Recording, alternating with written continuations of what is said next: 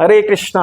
तो आप सभी का स्वागत है हमारे चैनल रायमोनो टेल्स पे। तो आज हम एक बहुत ही इंटरेस्टिंग स्टोरी सुनने जा रहे हैं। आप सभी से एक रिक्वेस्ट है, काइंडली वीडियो के एंड तक बने रहें। इस वीडियो के एंड में आपको भगवद गीता से एक बहुत ही इंस्पिरेशनल मैसेज मिलने वाला है। ये स्टोरी है एक बेगर के बारे में और उसके एक अमेजिंग बेगिंग बाउल के बारे में। तो ये बेगर जो था ना, इस बेगर में कुछ यूनिकनेस नहीं था। यूनिकनेस था इसके बेगिंग बाउल में। तो ये बेगर कहीं पे भी जाता, किसी भी किंगडम में जाता, किसी भी राजा को जाता, वो ओपन चैलेंज देता कि अगर तुम मेरे बेगिंग बाउल को अगर तुम सेटिस्फाई नहीं कर सकते तो तुमको अपना सारा कुछ मेरे नाम में करना पड़ेगा and you will be become my slave. तो ये चुनौती जब एक भिखारी किसी राज्य में जाकर किसी राजा को देता तो राजा को सुन के बड़ा आश्चर्य लगता कि भाई ये कैसा भिखारी है। तो इसी प्रकार से ये भिखारी जब एक महान राजा के सामने गया और राजा को उसने अपनी चुनौती जब पढ़ के सुनाई तो राजा सुनकर के दंग रह गए। राजा ने तुरंत अपने मिनिस्टर्स को बुलाया। मिनिस्टर को कहा, मंत्री, इसके भिक्षा पात्र में जितना भी धन आता हो, जो हमारे पास बहुमूल्य रत्न माणिक हैं, उससे उसको भर दो। तुरंत मंत्रियों ने आदेश दिया और मंत्रियों के आदेश पर सिपाही आते हैं और उस भिखारी के भिक्षा पात्र को तुरंत भर देते हैं। लेकिन जानते हैं आश्चर्य की बात क्या होती है? अगले ही क्षण भिक्षा पात्र में भिक्षा जाने के साथ में सब कुछ गायब। अरे ये कैसा आंखों का जादू का खेल है? ये कैसी आंख बिचौली है?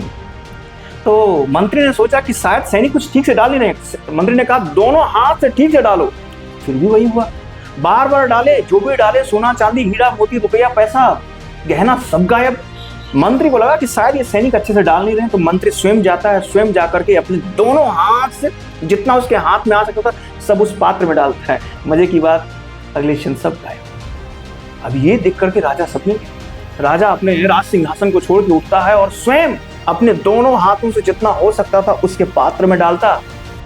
शायद इस बार रह गया होगा। जी नहीं, मजे की बात हुई कि इस बार भी गायब। सारी राज दरबारी हक्के बक्के, सभी सन्नाटा, कोई समझ नहीं पा रहा कि ये हो क्या रहा है।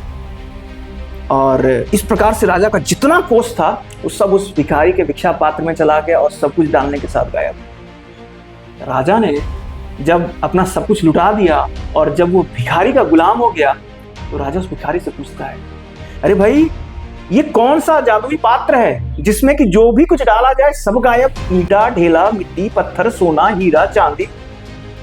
जानते हैं वो भिक्षा पात्र किसका बना हुआ था? वो भिक्षा पात्र बना हुआ था ह्यूमन डिजायर्स का। That begging ball was made of the human desires. ऐसी हालत हमारी भी है। कहते हैं कि on this earth planet there is enough for everyone's need, but there is not enough for a single person's greed।